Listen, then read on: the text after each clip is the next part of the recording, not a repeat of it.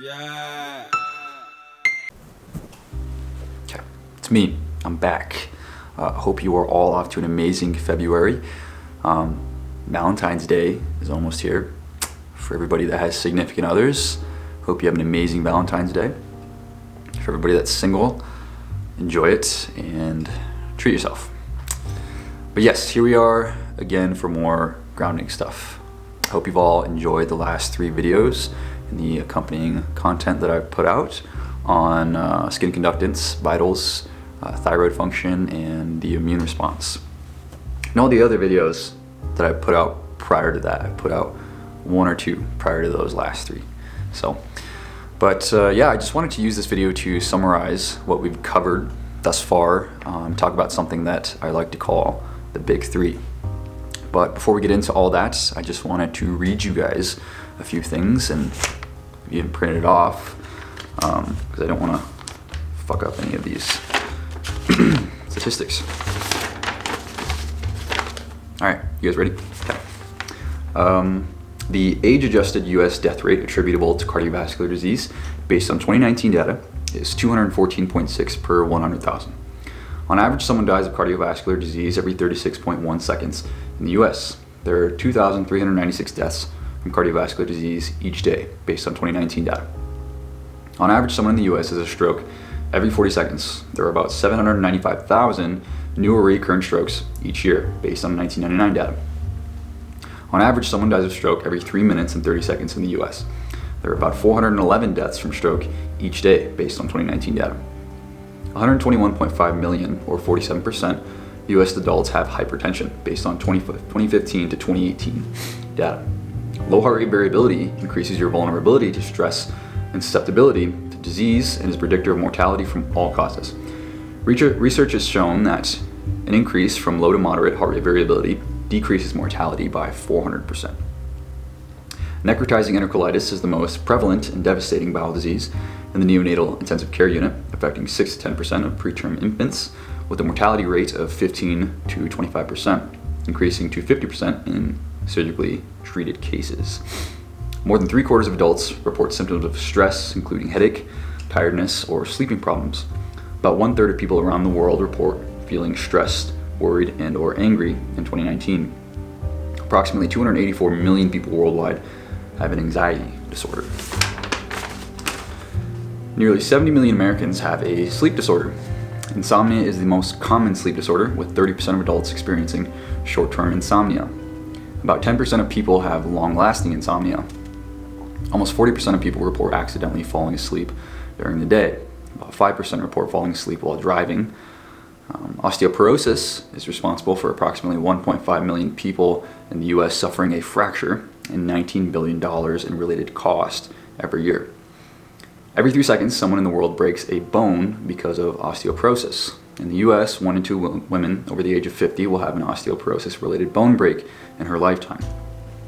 The annual number of fractures due to osteoporosis is projected to increase from 1.9 million to 3.2 million, or 68%, from 2018 to 2040.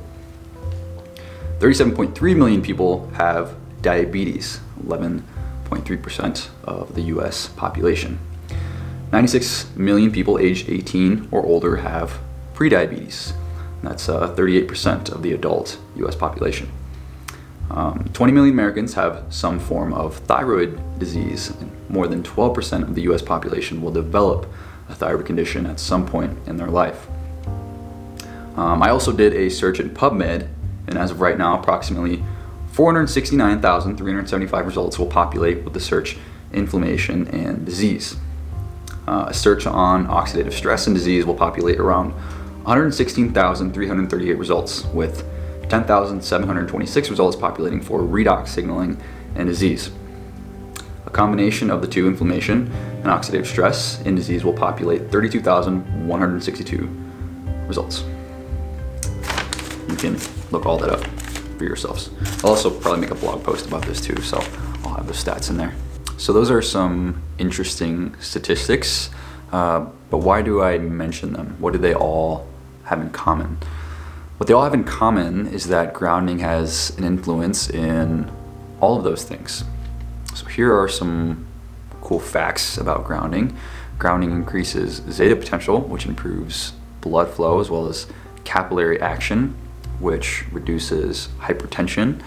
Grounding improves blood oxygenation and increases heart rate variability. It improves vagal tone and autonomic regulation.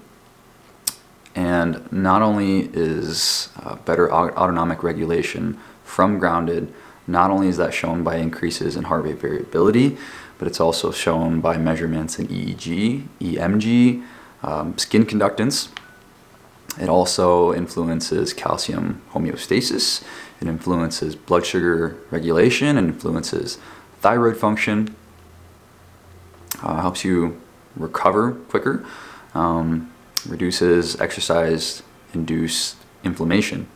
All right, so before we get into the rice and beans of this video, I just want to introduce myself quick for people that are new to grounding and new to the page. So my name is Rob. I run a small educational platform called The Grounded Athlete that I started 2.5 years ago to spread awareness for a very special practice called grounding. And it's starting to get a bit more attention now with more mainstream accounts talking about it, but here is where you'll find the best information about grounding. So I have inhaled and studied everything grounding related for a long time now. And I consider it a very healthy obsession. Yeah, just kidding, it's made me a sociopath. All right, so what is grounding? Put very simply, grounding is discharging your body to the same electrical potential of the earth. So what the hell does that mean? It means that more than likely you've been electrically insulated from the earth for probably 99% of the time that you've been alive, which is extremely detrimental considering that the body that you occupy is very much electrical in nature. Means that the homeostatic balance of charges in your body is not in its optimal state.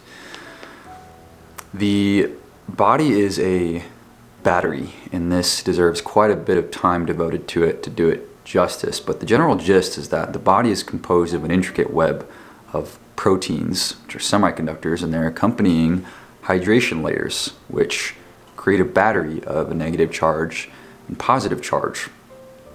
And it's this battery that forms the basis of bodily energy. It's the spirit or chi or whatever you want to call it. This is electromagnetic energy that can be utilized in a plethora of different ways. I want and I need everybody grounding because this allows the body to return to its natural electrical state. And you do this by connecting to the Earth's electrical field. And that's done through conductive contact with the surface of the Earth. The surface of the Earth has a net negative surface charge, i.e. the presence of electrons, mobile free electrons, unbound, and that's maintained by what's called the global electrical circuit, which is powered by solar energy, ionospheric winds, and the thousands of lightning strikes occurring around the world at any one moment, which transfer negative charge to the surface of the Earth and positive charge into the upper atmosphere, depending on the type of lightning strike.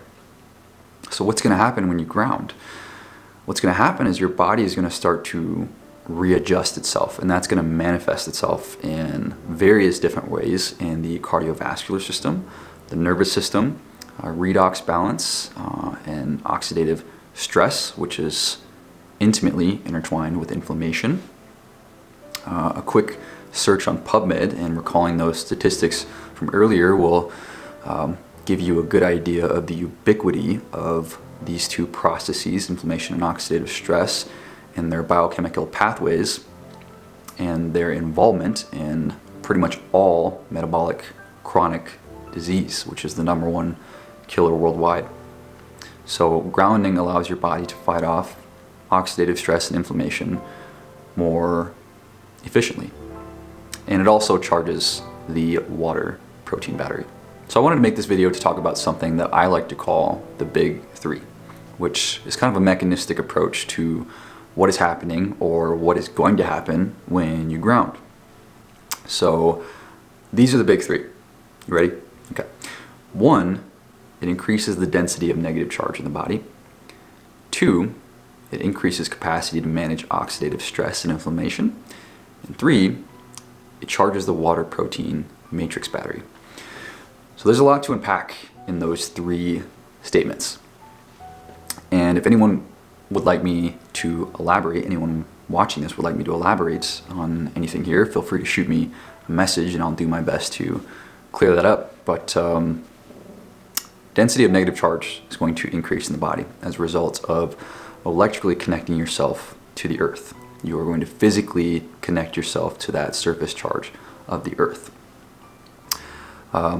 Electrons, these free or mobile electrons, are going to make their way onto and into the organism, bringing the body down to about negative 200 millivolts.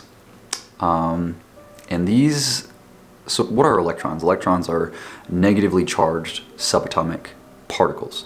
So these electrons can also act as potent antioxidants, more potent than even enzymatic or exogenous dietary antioxidants. So oxidative stress is a very common event going on in the body as a result of reactive species constantly being created and leaked all around the body, either as a result of normal cellular metabolism, mitochondrial respiration, and the electron transport chain and the production of adenosine triphosphate, the reduction of molecular oxygen, and in the immune response. So things like superoxide, anion, hydrogen peroxide, hydroxyl radical, peroxynitrite. These things, they're not inherently bad, but they can stick around a lot longer than they need to, particularly after what's called a respiratory burst, which is the body flooding pathogens and damaged cells and cancerous cells with reactive oxygen, nitrogen, and chlorine species to quite literally rip these cells apart. So you can see how they can be useful under the right circumstances. The problem arises when these respiratory bursts create these pockets of inflammation that can persist for years beyond that acute oxidative event and lead to systemic issues down the road. And these reactive species, what makes them reactive is that they have these unpaired electrons. And when electrons like to be in pairs, so when they're not paired, it makes them extremely reactive and it makes them want to go out and seek out electrons from other molecules to help stabilize themselves. So the body is always making these, and again, they come about from the reduction of molecular oxygen.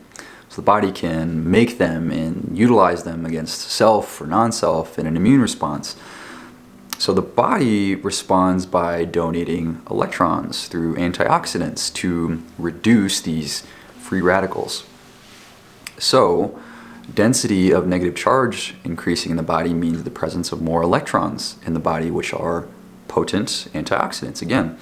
And why are they so potent? It's because these electrons can semiconduct through proteins, which is what distinguishes them from endogenous or dietary antioxidants, and that they can go where these other antioxidants can't go.